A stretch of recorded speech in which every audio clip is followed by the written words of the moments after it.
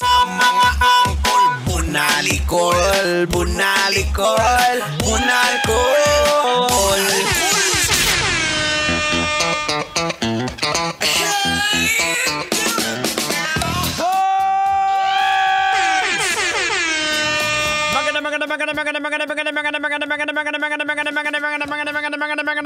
Magandang kalbo.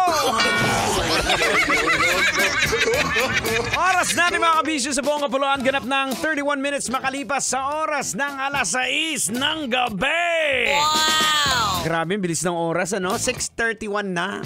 Ay, nako. Pag mga ganitong oras, mga kabisyo, alam ko, simula na ang matinding bakbakan sa traffic yan. As in, sobra-sobra na yan, insan. Napakamaraming sibuyas! Ay, kaya mga kabisyo, niimbitahan ko kayo na makibirit na at makisaya. Of course, sa darating na March 22, that's on Friday, 6 p.m. sa Hapag Marikina. Of course, San Miguel Pale Pilsen Beer OK 2024 na. Makakasama niyo po dyan si Tanya Chinita, Uncle Dagul, at syempre, alang iba, kundi si Rocky Terra. Ito po mga kabisyo, hindi na natin patatagalin to. Ito, pag-usapan na natin to! Nagbuwis ng buhay ang isang aso sa Panabo City, Davao del Norte nang protektahan nito ang kanyang pamilya mula sa isang makamandag na cobra. Oh no! Nakakalungkot, namatay po yung aso. Sobra. Wag na nating patagalin to, Logican na natin to, Ay, sige, wag mo nang patagalin.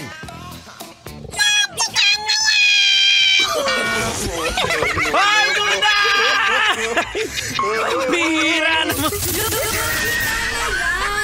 Logican na yan. Or mga logican na yan. Anong leksyon ang ating mapupulot? Anong aral ang ating madudukot? Boards, ito po yung basic to eh. Kailangan pa bang i-memorize yan yung mga alagang aso natin? Kaya nga sila tinawag na man's best friend.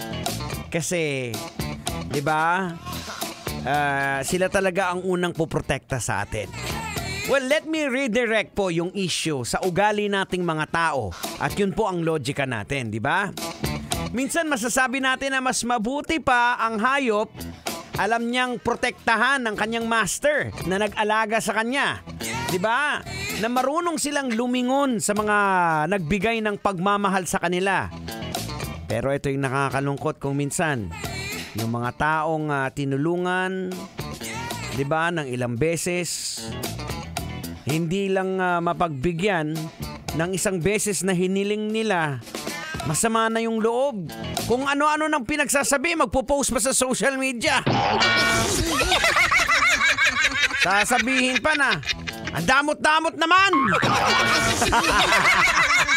Diba? Ito po yung logika natin. People's behavior can be influenced by a variety of factors. It's not always easy na to pinpoint a single reason kung bakit someone might behave negatively after not receiving a favor. Especially kung ilang beses na po silang tinulungan before. Well, mga kabisyo, ito po, isa sa mga factor po dyan is yung tinatawag nating expectations. Yung mga tao po might develop expectation based on the past experiences. Nasanay. If someone has been helped several times before, they might expect assistance whenever they need it. Diba? So kung nag-request po sila at yung request nila denied, posibleng mag-react po sila negatively due to their expectation na hindi po na-met. Diba?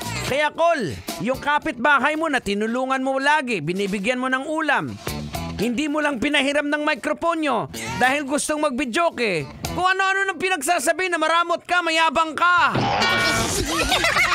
Hindi mo pinahiram kasi magbibidyoke ka rin din eh. Sumama na yung loob. Pambihira. Ano mga kabisyo? Oras natin. We have 35 minutes after 6 o'clock in the evening. Tuloy-tuloy pa rin po ang bakbakan. Tuloy-tuloy po ang malulupit na tugtugan! Here's a song coming from The Teat with Laklak. Dito ramang yan sa 90.7 Love Radio. Kailangan pa bang i-memorize yan? Basic! Kailangan pa bang i-memorize yan? Love Radio. Basic!